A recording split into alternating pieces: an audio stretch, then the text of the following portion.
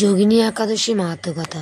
ব্রহ্মবৈবর্ত পুরাণে আষাঢ় মাসের কৃষ্ণপক্ষের একাদশী ব্রত মাহাত্ম্য যুধিষ্ঠির শ্রীকৃষ্ণ সংবাদরূপে বর্ণিত আছে। যুধিষ্ঠির বললেন, হে বাসুদেব, আষাঢ় মাসের কৃষ্ণপক্ষে একাদশী মাহাত্ম্য কৃপাপূর্বক আমাকে বলুন। শ্রীকৃষ্ণ বলেন, হে মহারাজ, সকল পাপ বিনাশিনী ও মুক্তিপদেই উত্তম ব্রতের কথা বলছি, আপনি শ্রবণ করুন। আষাঢ় মাসের কৃষ্ণপক্ষে একাদশী যোগিনী নামে খ্যাত। মহাপাপ নাশকারী এই তিথি ভবসাগরে পতিত মানুষের উদ্ধার লাভের একমাত্র নৌকাস্বরূপ। ব্রত পালনকারীদের পক্ষে এটি সর্বশ্রেষ্ঠ ব্রত বলে প্রসিদ্ধ। এই প্রসঙ্গে আপনাকে একটি পবিত্র পৌরাণিক কাহিনী বলছি। অলকানগরে শিবভক্ত পরায়ণ কুবের নামে এক রাজা ছিল। তিনি প্রত্যহ শিব পূজা করতেন। তার হেমমালী নামে একজন মালি ছিল। প্রতিদিন শিব পূজার জন্য মানুষ সরোবর থেকে সে ফুল তুলে যক্ষরাজ কুবেরকে দিত। বিশালাক্ষী নামে হেমমালীর এক পরমা রূপবতী পত্নী ছিল। সে তার সুন্দরী পত্নীর প্রতি অত্যন্ত আসক্ত ছিল। একদিন সে তার স্ত্রীর প্রতি কামাসক্ত হয়ে পড়ল। রাজভবনে যাওয়ার কথাও ভুলে গেল। বেলা 2 প্রহর অতীত হলো। অর্চনের সময় চলে যাচ্ছে দেখে রাজা ক্ষুব্ধ হলেন। মালির বিলম্বের কারণ অনুসন্ধানে এক দূত প্রেরণ করলেন। দূত এসে রাজাকে বলল, সে গৃহে স্ত্রীর সাথে আনন্দে মত্ত। দূতের কথা শুনে কুবের অত্যন্ত রেগে তখনই মালিকে তার সামনে হাজির করতে আদেশ দিল। এদিকে মালি কুবেরের পূজার সময় অতিবাহিত হয়েছে বুঝতে পেরে অত্যন্ত ভয় পেল। তাই স্নান না করে সে রাজার কাছে উপস্থিত হলো।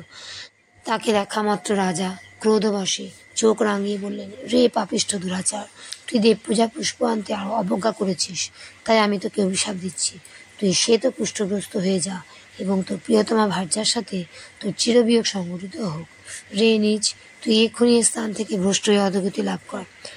কুবেরের এই অভিশাপে হেমমালী পত্নীর সাথে স্বর্গভ্রষ্ট হয়ে দীর্ঘকাল যাবৎ কুষ্ঠরোগ ভোগ করতে লাগলো। রোগের যন্ত্রণায় দিন অথবা রাত্রে কখনোই সে সুখ পেত না। এভাবে শীত গ্রীষ্মে প্রচণ্ড বেদনায় বহু কষ্টে সে জীবনযাপন করতে লাগলো। কিন্তু দীর্ঘদিন মহাদেবের অর্চনের ফুল সংগ্রহের স্বীকৃতির ফলে সে শাপগ্রস্ত হয়েও বৈষ্ণব শ্রেষ্ঠ শিবের বিস্মরণ কখনো হয়নি। একদিন হেমমালী ভ্রমণ করতে করতে হিমালয়ে শ্রী মার্কণ্ড ঋষি আশ্রমে উপস্থিত হল। কুষ্ঠরোগে পীড়িত স্বপত্নী হেমমালীকে দর্শন করে শ্রী মার্কণ্ড তাকে জিজ্ঞাসা করলেন, তুমি কার অভিশাপে এরকম নিন্দনীয় কুষ্ঠরোগগ্রস্ত হয়েছ? সে উত্তর দিলে, হে মুনিবর, রাজা ধনকুবের আমি ভৃত্য ছিলাম। আমার নাম হেমমালী। আমি প্রত্যহ মানস সরোবর থেকে ফুল তুলে শিব পূজার জন্য রাজাকে দিতাম। কিন্তু দুর্ভাগ্যক্রমে একদিন স্ত্রীর মনোরঞ্জন হেতু কামাসক্ত হয় সেই ফুল দিতে বিলম্ব হয়। রাজার অভিশাপে এরকম দুর্দশাগ্রস্ত হয়েছি। পরোপকারী সাধুগণের স্বাভাবিক কর্ম। হে শ্রেষ্ঠ, আমি অত্যন্ত অপরাধী, কৃপা করে আমার প্রতি প্রসন্ন হন। তখন দয়ার্দ্র চিত্তে মার্কণ্ড মুনি বলেন, হে মালী, তোমার মঙ্গলের জন্য সুফল প্রদান করে এক ব্রতের উপদেশ করছি। তুমি আষাঢ় মাসে কৃষ্ণপক্ষে যোগিনী নামক একাদশী ব্রত পালন করো। এই ব্রতের পুণ্য প্রভাবে তুমি অবশ্যই কুষ্ঠব্যাধি থেকে মুক্ত হবে। শ্রীকৃষ্ণ বললেন। ঋষির উপদেশ শ্রবণ করে হেমমালী তাকে প্রণাম জানালো। পরে অত্যন্ত আনন্দে ঋষির আদেশ মতো নিষ্ঠার সঙ্গে যোগিনী একাদশী ব্রত পালন করলো।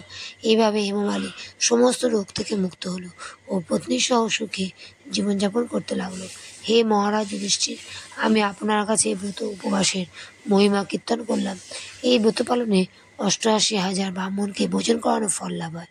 যে ব্যক্তি এই মহাপাপ বিনাশকারী ও পুণ্যফল প্রদায় যোগিনী একাদশীর কথা পাঠ এবং শ্রবণ করে, সে অচিরেই সর্বপাপ থেকে মুক্ত হবে। ইতি যোগিনী একাদশী মাহাত্ম্য সমাপ্তম। হরে কৃষ্ণ। রাধে রাধে।